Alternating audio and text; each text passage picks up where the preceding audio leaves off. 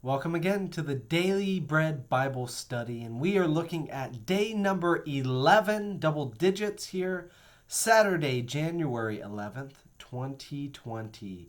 We're focusing on Genesis 36 through 38, and we've got just a little bit here for you today because chapter 36, while I'm sure it has very important things that we could unpack, the descendants of Esau, the Edomites, it would take me a long time to understand the importance of what's going on here with all the people named in the chapter. I know in Hebrew there's a lot of puns, a lot of meaning in the words and the names of people.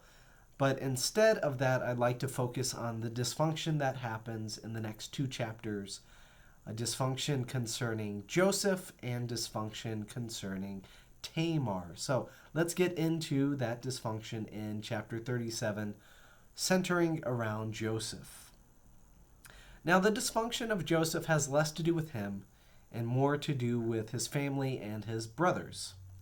In Genesis 37, 3 through 4, it says, "Now Israel, his father Jacob, loved Joseph more than any other of his children, because he was the son of his old age, and he had made him a long robe with sleeves. And when his brothers saw that their father loved him more than all of his brothers, they hated Joseph and could not speak to him peaceably." So even more than this, that we see that Joseph gets into more trouble with his brothers and his family because he has two dreams. And in these dreams, his family members are bowing down to him. This makes his father say in Genesis 37, 10 through 11, "What kind of dream is this that you have had? Shall we indeed come, and I and your mother and your brothers, and bow to the ground before you?" So his brothers were jealous of him, but his father kept the matter in mind. We see later that Joseph goes away to meet his brothers in the field to find where they are keeping their flocks. As he is walking up, they devise a plot to get rid of him. Genesis 37, 19 through 18 through 20.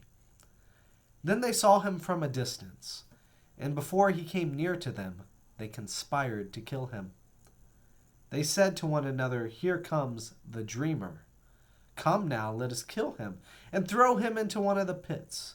Then we shall say that a wild animal has devoured him, and we shall see what will become of his dreams.' Fortunately, his brother Reuben has better sense, and instead of killing Joseph, the brothers take his coat and sell him to some Ishmaelites for 20 pieces of silver. They take their own brother and sell him to be a slave. This is how Joseph becomes a slave in Egypt to Potiphar, the Pharaoh's officials, the captain of the guard. Potiphar is one of those officials. Then the brothers dip Joseph's robe in goat's blood after they've sold him off and convince Jacob or Israel or whatever name you want to call their father that his son has in fact been killed. Ultimately, the dysfunctional sale of Joseph leads to the preservation of the Israelites, which is strange in a lot of ways too. Kind of this preservation of the Israelites that happens through that. And we're going to explore more about Joseph's story a little bit later on because he becomes the key character in these stories. There's another story of the preservation of the Israelites, which is the second dysfunction story in chapter 38.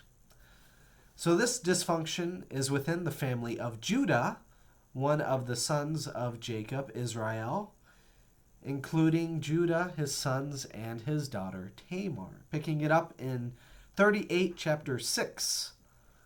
Judah took a wife for his firstborn. Her name was Tamar. But Judah's firstborn, was wicked in the sight of the Lord, and the Lord put him to death. Then Judah said to Onan, which was the second born, "Go into your brother's wife and perform the duty of a brother-in-law to her. Raise up offspring for your brother." Since Onan knew that the offspring would not be his, he spilled his semen on the ground whenever he went into his brother's wife, so that he would not give offspring to his brother. And what he did was displeasing in the sight of the Lord, and he put him to death. If you haven't guessed it by now through our study of Genesis, that sexuality is very important, and the act of sex and procreation is very central to this writer in Genesis. And so there's all sorts of customs around what is right and wrong to do. It was the custom for brothers to produce offspring on behalf of their deceased siblings, because this would preserve the lineage, and for the sake of our story, it would help God keep the promise that God is making to Israel of being a great nation. This would be, in some sense, a preservation of the Israel story, but that was not to happen through him. In time, Tamar sees that her opportunity to continue the lineage of Israel is in jeopardy. So she decides to take matters in her own hands.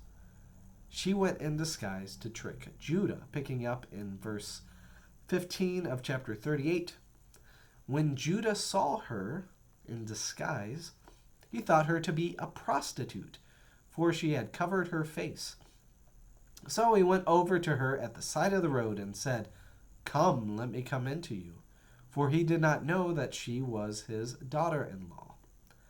So even Judah, not doing doing a no-no as well, wanting to go into a prostitute and hire her. And so he is able to hire Tamar and sleeps with his Tamar. So Tamar slept with her father-in-law, which was forbidden in their culture. She receives Judah's signet, his cord, and his staff as a pledge and deposit for his payment. Judah goes off to get the deposit, and Tamar runs away. Judah is confused. He can't find this prostitute, and they said, well, there was no prostitute in this city. And he is greatly confused, but decides to keep it quiet because he doesn't want to be embarrassed. Well, did that backfire? Picking up in verse 24. About 3 months later, Judah was told, "Your daughter-in-law Tamar has played the whore." Strong language. Moreover, she is pregnant as a result of whoredom. And Judah said, "Bring her out and let her be burned." He is feeling very righteous in this moment. This is a great wrong she should not have done. As she was being brought out, she sent word to her father-in-law, "It was the owner of these who made me pregnant." And she said, "Please take note whose these are, this signet, this cord, and this staff." And then Judah, her father-in-law, acknowledged them and said, "She is more in the right than I, since I did not give her my son in order to be able to have the lineage continued." It's kind of in between the lines there. "But he did not lie with her again." Judah acknowledged his fault. He acknowledged that he was the one who slept with her, and then later she produces 2 sons. Now, this dysfunction of this story seems way strange to us in our modern times. And we as Christians see it as both strange, but should also see it as of value, some value to us as well, too. Mainly because, strangely enough, this act enables Jesus to be a descendant of Judah, to be a Jew. In Matthew chapter 1, verse 3, which is a book of the New Testament, we see that Judah was the father of Perez and Zerah by Tamar. And Perez was the father of Hezron, and Hezron the father of Aram, and all the way down to going to the lineage of Jesus. So we get to see that in a strange way God works, and through even this dysfunction that happens with Joseph and this dysfunction that happens with Tamar, that God still is faithful to God's people and keeps his promise to the Israelites and also to us Christians by virtue of that. That we might have dysfunction in our lives, but that God works through that. And God, like we've talked about before, God blesses those who are faithful to God and repent and turn to God and are committed to what God's values and principles are. So this is a very strange text. It's very difficult for me to be able to grasp and understand, and I would love any insights, comments you have. Is this strange? Does this seem fine? How do you view this in our day and time? Love to hear more from you. This has been the Daily Bread Bible Study, and this was for, again, it was Saturday, January 11th, 2020.